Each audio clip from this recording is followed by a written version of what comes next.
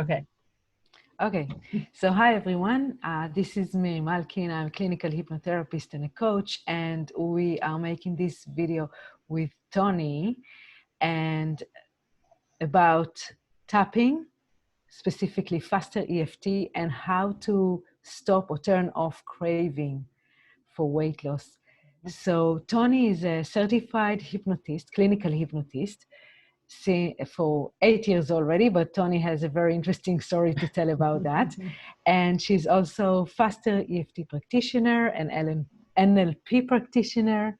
And I'll pass it on to you, Toni, to tell your story about Okay. hypnosis. Okay. Growing up, my dad became a hypnotist when I was a teenager, and he didn't do it for a living. He owned a restaurant, but he began to be a hypnotist. Now, he did it to do past life regression because he was interested in all kinds of things like that.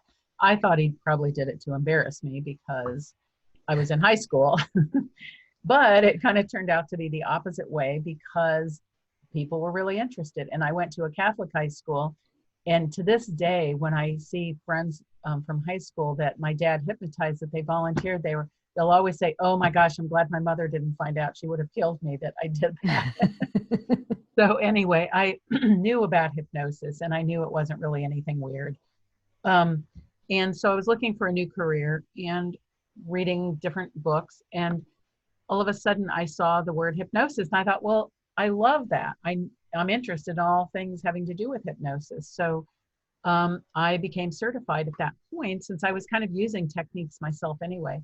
And it's been off since then. I've learned many new things and love it. So that's great because you've been a hypnotist all your life, basically, Kind of, since yeah. high school. And so how did you start with tapping? Oh, tapping. I don't remember exactly how I heard about it, but I had the book about EFT and my family was trying it. We were kind of playing around with it and it worked great.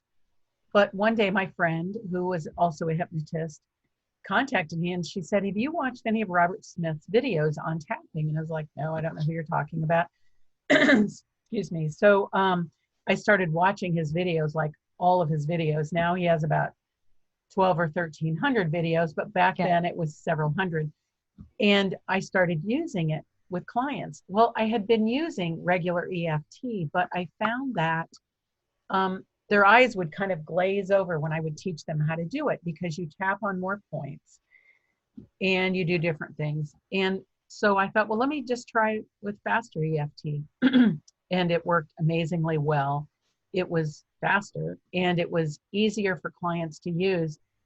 And what I liked about what Robert did with Faster EFT is that he brought in other modalities like neuro-linguistic programming and some other things that have initials that most people don't really even know what they are. But he brought in other modalities to the tapping to make it work better.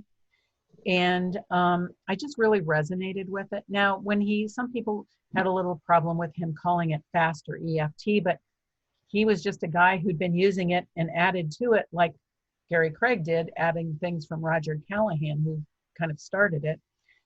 And so he just called it Faster EFT. He has now changed the name to Eutaptics, EUTAPTICS,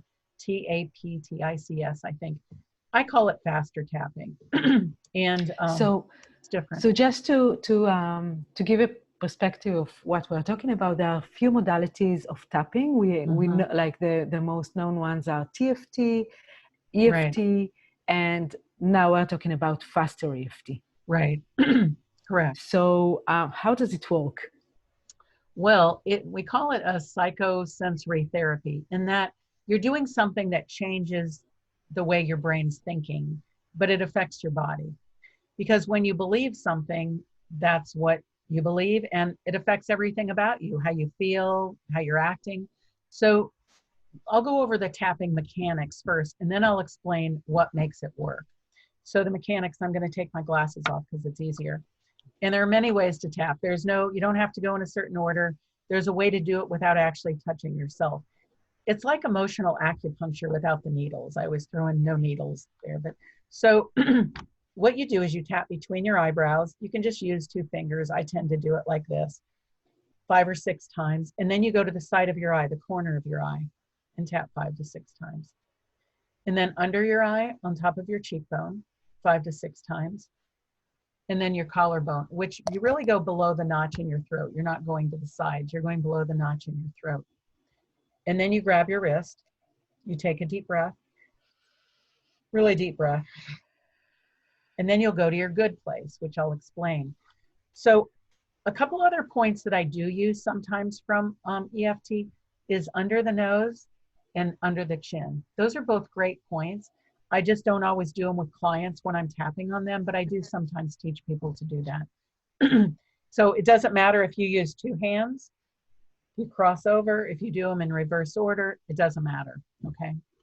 So that's the mechanics of how you do it. Now, the first thing I like people to do is to set up a good place. So a good place, Miri, what's your good place? If you had to think of something, a good memory or where you really feel safe or comfortable.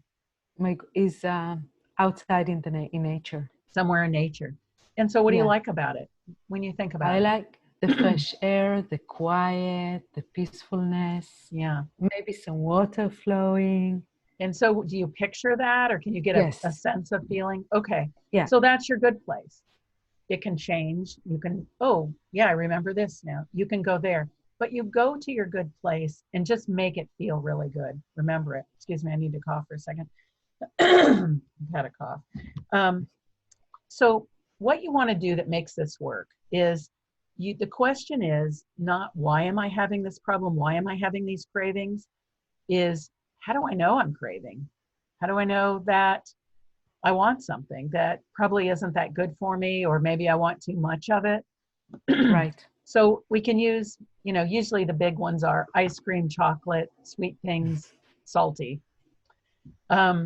Or alcohol. I mean, I use this for alcohol cravings as well for people to help them with it, but we're talking food. So you notice how you know. Now, how you know isn't outside of you. It's not the story that, oh, my daughter baked this beautiful cake for me or a friend brought over some goodies. It's how do you know inside that you want something? And how do you know is a combination or more of what's the feeling that you get when you notice these things, when you think about wanting something? What's the sensation in your mouth? What are you thinking about? What are you hearing? What are you feeling? How do you know? And sometimes knowing is how you know. I just know. So what you do is you focus on the knowing. How do I know? So Miri, what is your craving when you have a craving? Usually chocolate. Chocolate. Something sweet, yeah. So how do you know you want it? How do I know? How do I know? Do you picture it? Question. Do you just? I'm thinking about it. Okay. I have a feeling that I have to move out of where I am now and take it. Okay. I'm feeling the taste in my mouth, like the sweetness in my mouth. Mm-hmm. So it's like mouth-watering kind of feeling. Mm-hmm. So you know, just by those things, it tells you inside. Okay. So what you've done when you notice those things inside is you're lighting up those neurons in your brain because you've made a pathway there by doing it over and over again. So you're lighting those neurons up. They're flashing. Sorry, I'm so froggy all of a sudden. So what you do now is you start tapping. You notice it. The other thing you just can once do, I know, okay. So it goes like I notice it and now I start tapping. Right. So what you could do also is you could rate it. How strong is it? A 0 to a 10. You just notice. I would say now it's about 6. I didn't have breakfast and Okay. Okay. So you notice it. Then when the tapping starts, then you just go to the tapping. Now, when you tap, you only notice your fingers. You just notice the feeling of your fingers. And you just go to the different points. We'll do this first and then I'll talk about the talking. You just notice your fingers. Grab your wrist. Take a deep breath. And then go to your good place. Be outside in nature, your favorite place. You don't have to be there for a few seconds, kind of set it up. Okay. Now go back to the craving that you had and notice, is it the same or different? No, it's much different. Yeah. Okay, cool. Better or worse? I always ask people. It's now I think it's about 3, so I just want something in my mouth. Okay, okay. Yeah. So the next round, you'll notice that. Okay.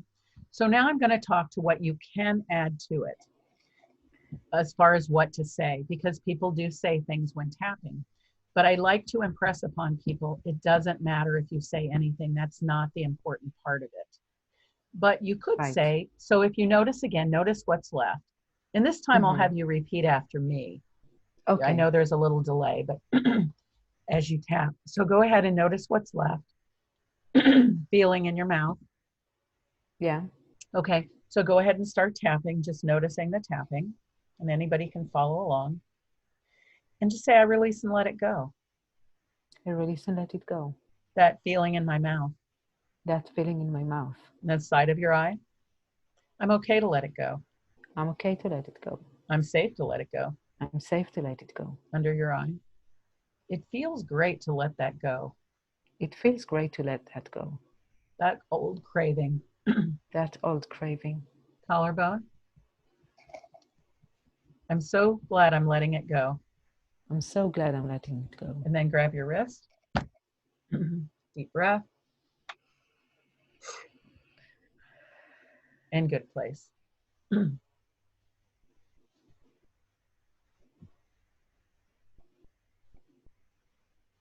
How is that now? It was, yeah, now I don't, yeah. I'm hungry, but Sure. not for chocolate. So Okay. So tell me something about that.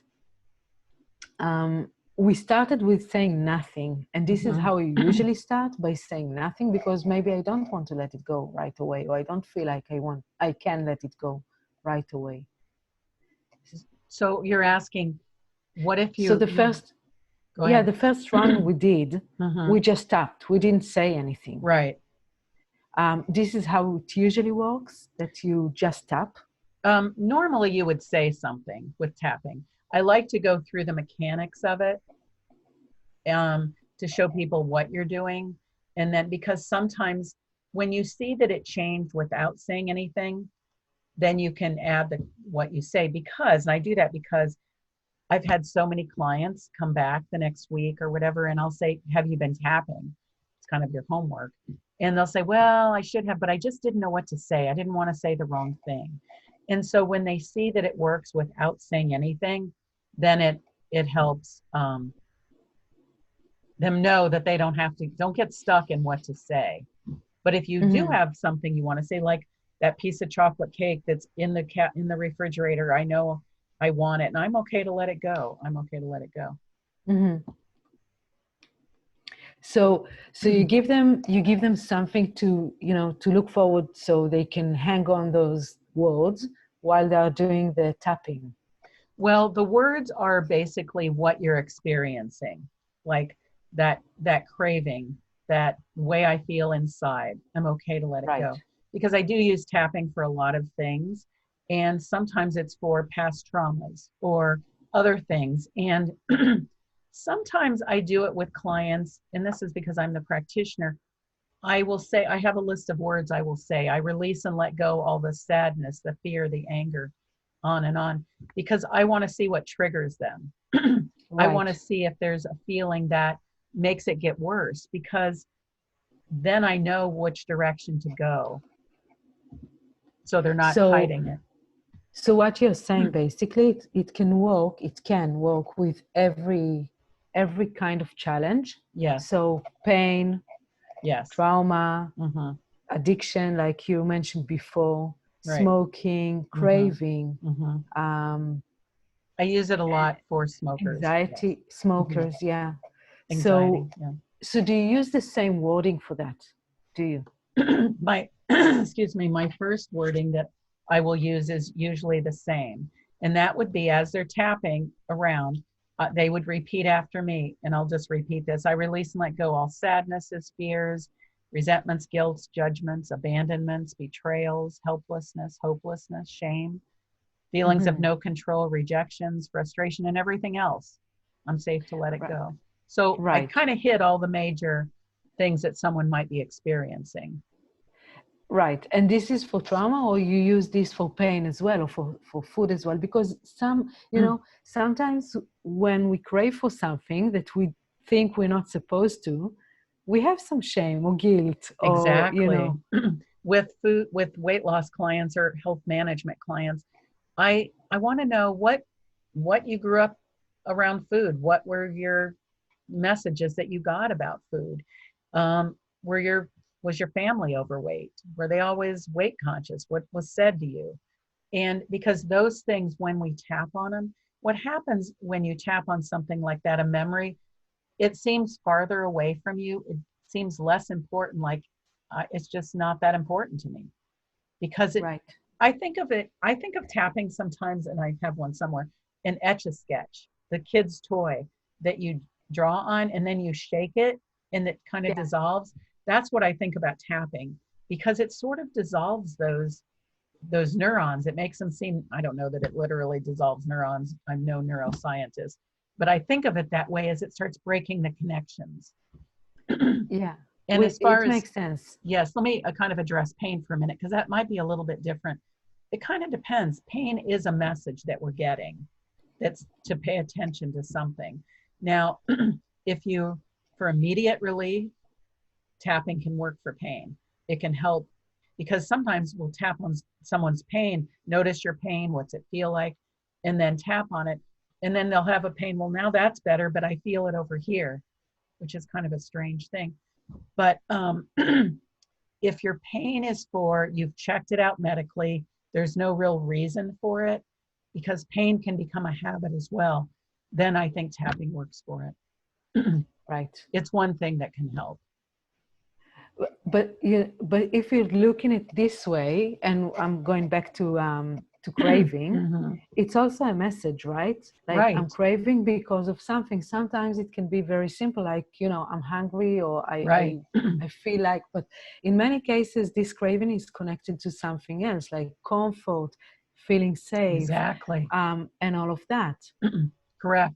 So if you take a craving and you tap on it and you get rid of it, sorry, just a second.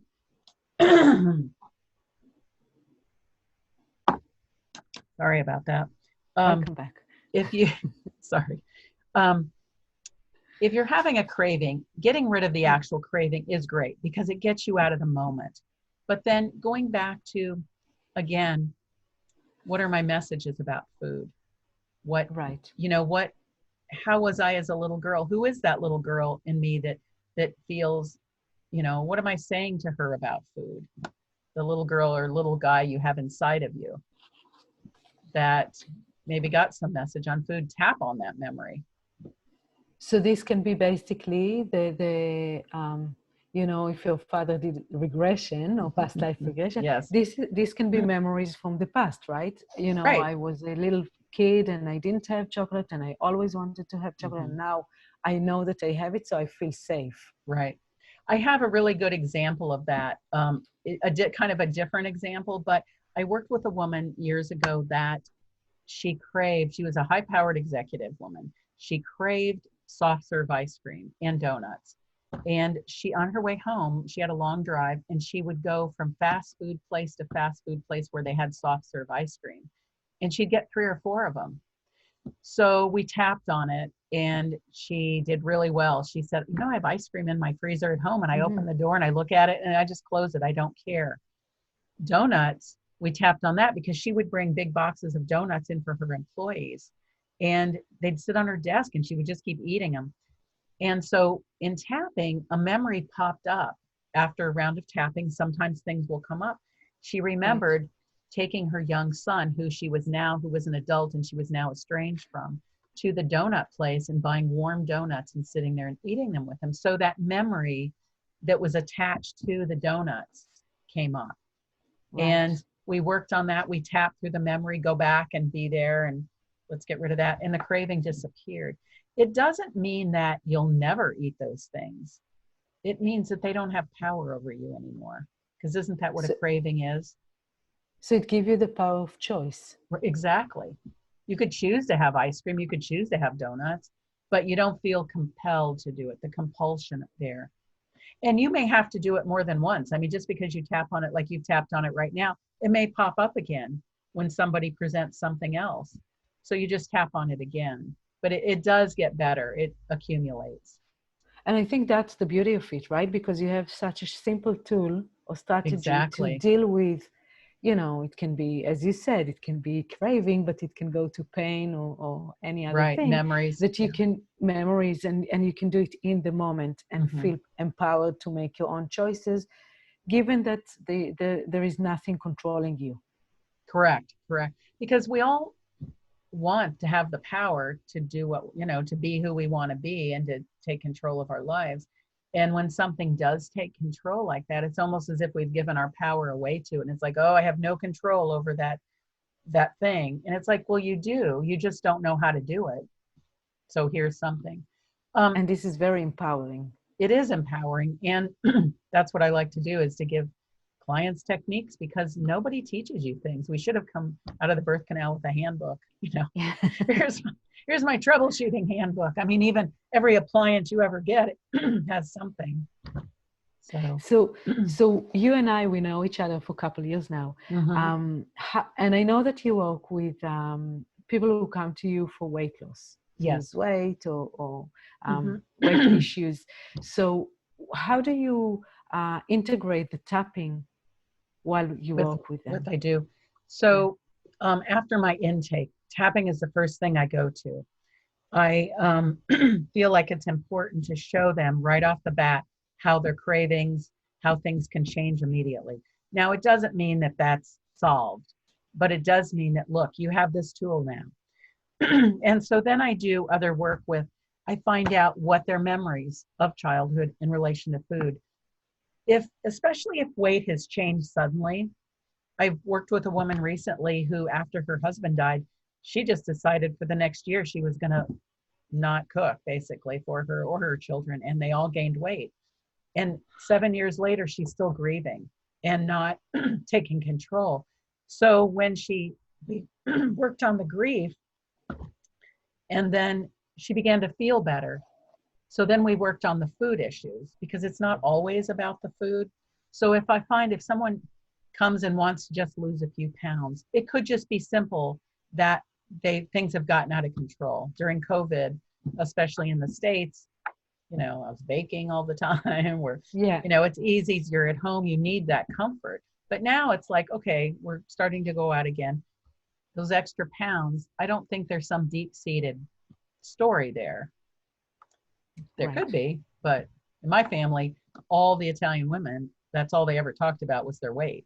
Oh, I've got to lose weight. Oh, I got to lose. So I did kind of grow up with that sense of being overly concerned with my weight, which is usually pretty fine. But I do tap on that. If I remember, memory will pop up about hearing somebody, one of my aunts, going on about it. I'll just kind of tap on that memory and change it.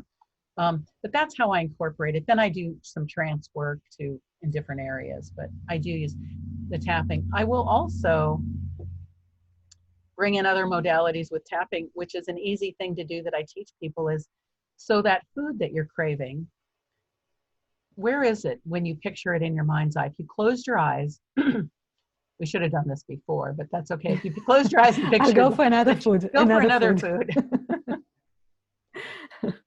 So when you picture it in your mind's eye, where is that thing that you want to eat? It's here. Right there. Okay, it's in front of you. So take that picture of it, or however you imagine it, and move it farther away. Move it across the room and make it small. Just shrink it down. Now, notice between that food over on the wall that's real small and you, where you're sitting, how does that feel to you now? That craving or that feeling? Meaningless. Meaningless. So what you could do on it now, if there's still something there, is you could tap on it now. Tap on that food that's across the room. And then I go with, I attach the words to it, right? You could, I let it go. I'm safe to let it go. Yeah, I'm safe to let it go. It's okay. It's over there. I'm the one in control. I'm in control. It's safe to let it go. And then if I choose to eat it, I'll just have a small peace. Yeah. Yeah.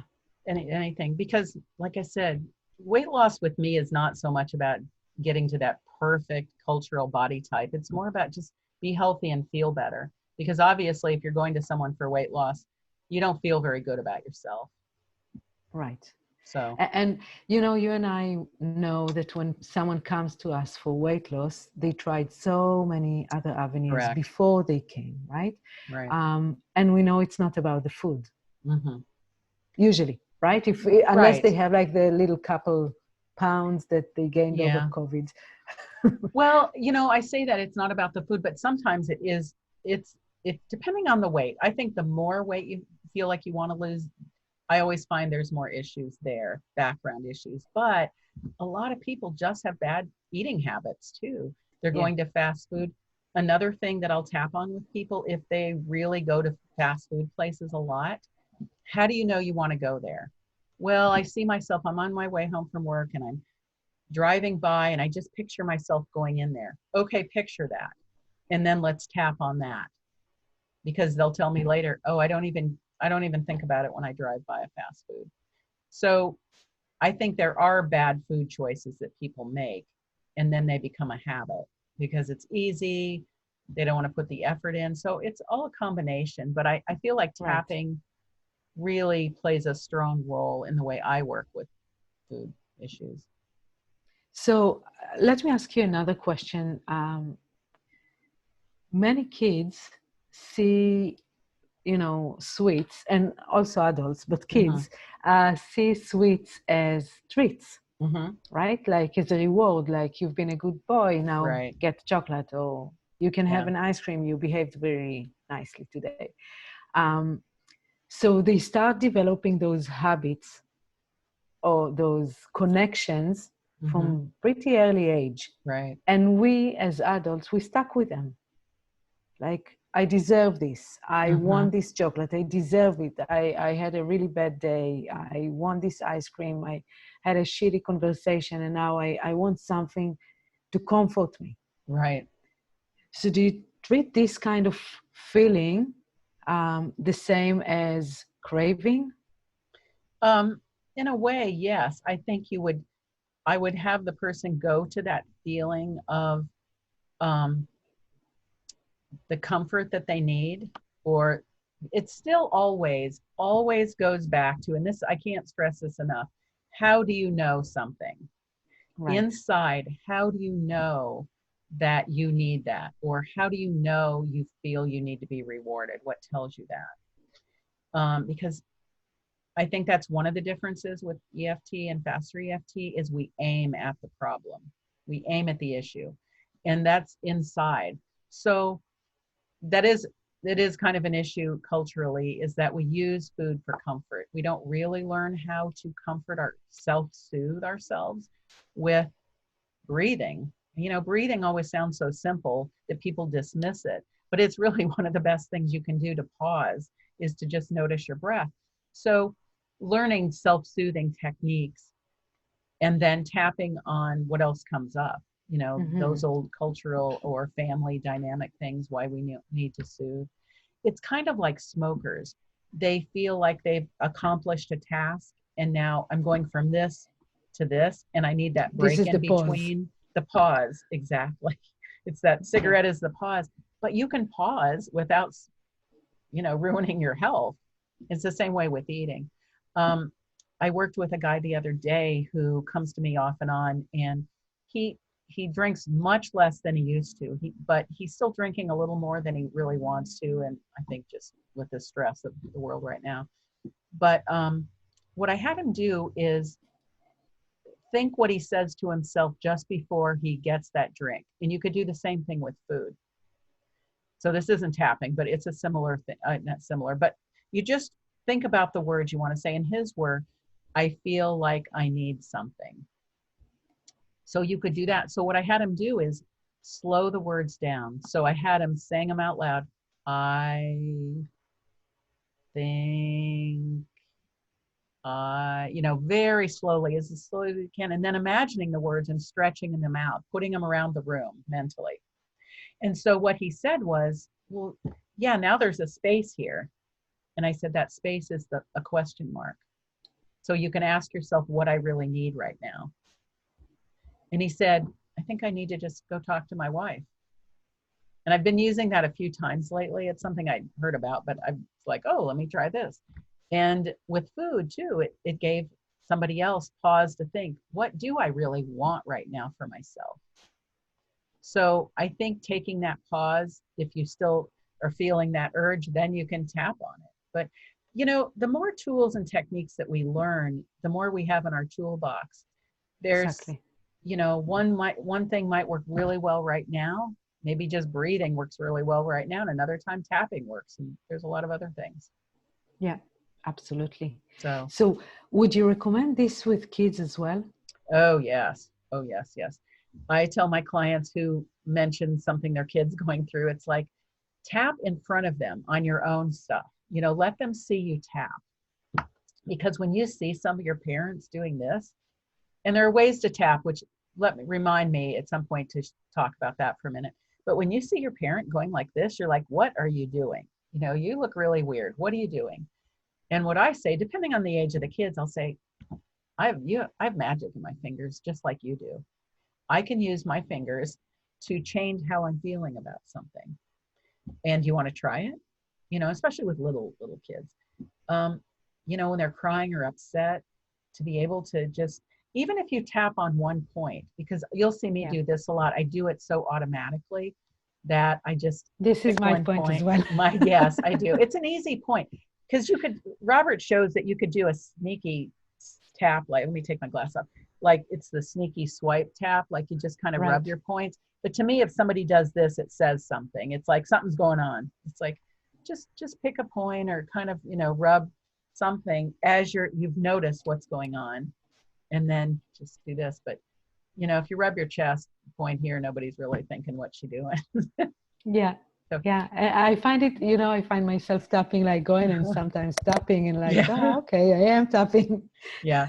When my husband first started tapping, because he taps a lot and has really changed some things that were not working well for him by tapping, that he's tapping.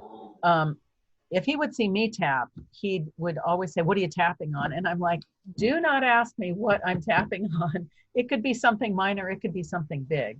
So that's why sometimes it's good to have a different way to tap. You can always imagine the tapping. So if you've tapped for a while, you know what that feels like to have your fingers touching your face. Notice the problem, how you know. And then just imagine somebody or yourself is tapping. It's weird, but it works just as well. It takes a little practice. You already have this kind of feeling in the. You already have the feeling. Yeah. And then always go to your good place, because you've taken your neurons that are flashing in the problem, you've scrambled them, and then you're taking them to a really nice place that feels good. So they're kind of going, oh, problem. Oh, scrambled. I'm over here now. Right. So. Beautiful. So I don't know. I hope that helps. I love tapping. I think it's life-changing. Very helpful. Yeah, I think like for me, it's very helpful. I love it. And as I said, I find myself using the collarbone tapping. Yes. The chest tapping. But and I noticed that there are times in my life when I do more tapping, like more the regular order or the right order, and sometimes I just go straight to this point. And I noticed with some of my clients that each one of them, they find their own points to tap on, like with the sequence, and they love it. So some will just go straight to the hand and take a deep breath. But it's as you said, it's a tool that people can use and have a sense of choice. Right. Speaking to the grabbing your wrist point, what they're really doing is anchoring in. And I too have clients who sometimes just go, I almost just need to grab my wrist and I'm in my good place. Because anchoring is like smelling something and thinking of a holiday, or thinking of summer or spring, or a song comes on and you remember where you were. So that's a really important thing. The good place is important, an important part of it. Yeah. Yeah. It's funny that you say it. I tell them deposit, deposit, deposit, and then when you need it, you can withdraw. That's good. I like that. I like that because that's what you're doing. Yeah. Exactly. The other thing about tapping is if you do have some things about food, have you have some big issues, maybe your mother made you sit and eat, or she was always talking about food, go tap on the biggest issues first. I know that we're talking about cravings, but if you're using it for other things, because if you tap on the biggest things first, sometimes the rest of them just kind of fall down like dominoes, and the little things don't seem as important. But if it's something that's big, always, if you're in a memory, if anyone's using it for that, I do want to say, especially trauma, because we mentioned that at the beginning, be the observer of it. Be watching it. Don't be in it, because we're not trying to re-traumatize you, because bad things do happen to people and it's hard to think about. But if you were watching it on a movie screen and then tapping on it, you're disassociated by, back, and it makes it easier. It's a better way to do it. That's a really good, a good thing to think of how to do it. And what I also say, and I'm sure you do too, is the more you do it, the more you use it, the less you need to use it. Yes. So practice, practice, practice. Yes. And then you don't need it. Right. The other thing, well, when you use it, that's exactly right. When you use it all the time, then when you need it, you remember it. Because people will say, oh, I forgot. And it's like, that's why I want you to find anything to tap on for a month, every day, find something to tap on. Because then when something happens, you're presented with a huge craving or something really triggers you, you remember that, oh, I can tap.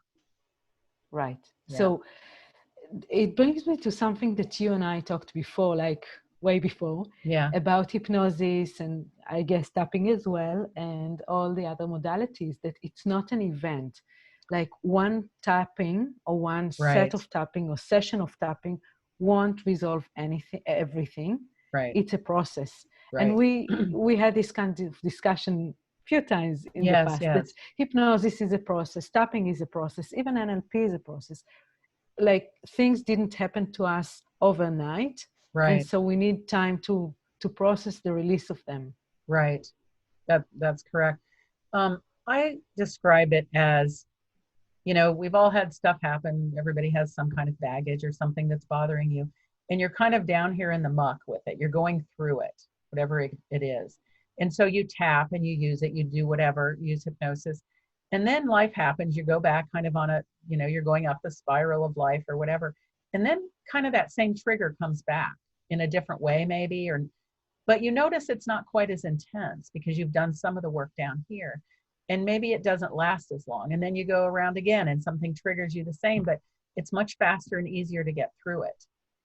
And exactly. And so I think learning those tools and techniques and kind of working on yourself, getting through some of the things that people bring with them in life, it helps. And also notice, as you just said, notice the progress rather than, oh, it comes again. Notice how the intensity that happens now versus what it used to be, or how fast you overcome it in relation to how you used to overcome it or get stuck into it. Exactly. Robert Smith always said, the same problem shows up wearing a different pair of shoes. Unless, it just looks different, but you're still feeling those same feelings. So if you work on it, life is a process itself. I mean, it's not the destination, it's the journey, which sounds so cliched, but it's kind of true. You just have to work on things as they come up. Yeah. So, but I think hypnosis, I like to say to people, it's, as you just said, it isn't an event, it's a series, it's a process.